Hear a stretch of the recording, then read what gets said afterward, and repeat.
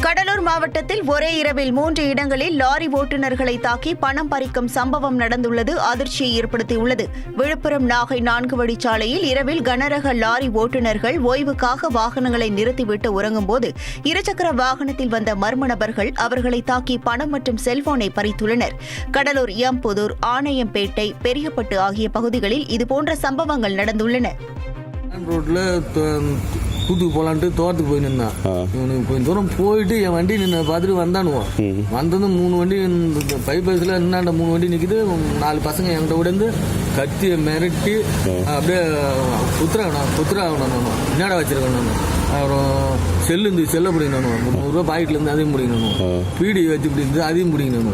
எல்லாத்தையும் பிடிங்கினா குத்துறான்னு சொன்னா நான் ஒரு அப்படி கத்தெல்லாம் திருப்பி அடிச்சேன். அந்த இடத்த அடிச்ச உடனே திருப்பி அடிச்சுட்டு என்ன பண்ணுது, ஒன்று வந்து இப்படி கத்தியால் அப்படி கொத்திச்சு. கொத்தின உடனே ரத்தம் வந்த உடனே நான் வந்து மயக்கம் வரதுக்கு படுத்துட்டேன். அருவா பிடிச்சா கையில் வச்சாங்க. வச்சுட்டு செல்லு பணம் கொடுக்கணும். என் செல்லு இல்லை, பணம் இல்லைன்னு. செல்லு பணம் இல்லைன்ட்டேன். இல்லைன்னா கையில் கிச்சாங்க கத்தலை பீஸா கடை செல்லு வந்து வச்சு பார்த்து ஓட்டணும். எந்த இடத்துல நான் கரெக்டாக நடந்தது?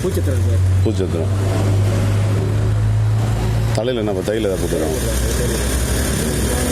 எத்தனை பேர் வந்தாங்க அவங்க? 9 பேரா? என்ன மாதிரி வண்டி?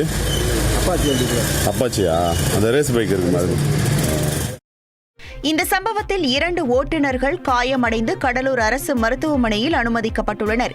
20 வயதுக்குட்பட்ட சிறுவர்கள் போதையில் இதுபோன்ற செயலில் ஈடுபடுவதாக அதிர்ச்சி தகவலை தெரிவித்தனர். இதுகுறித்து போலீசார் நடவடிக்கை எடுக்க லாரி ஓட்டுநர்கள் கோரிக்கை விடுத்துள்ளனர்.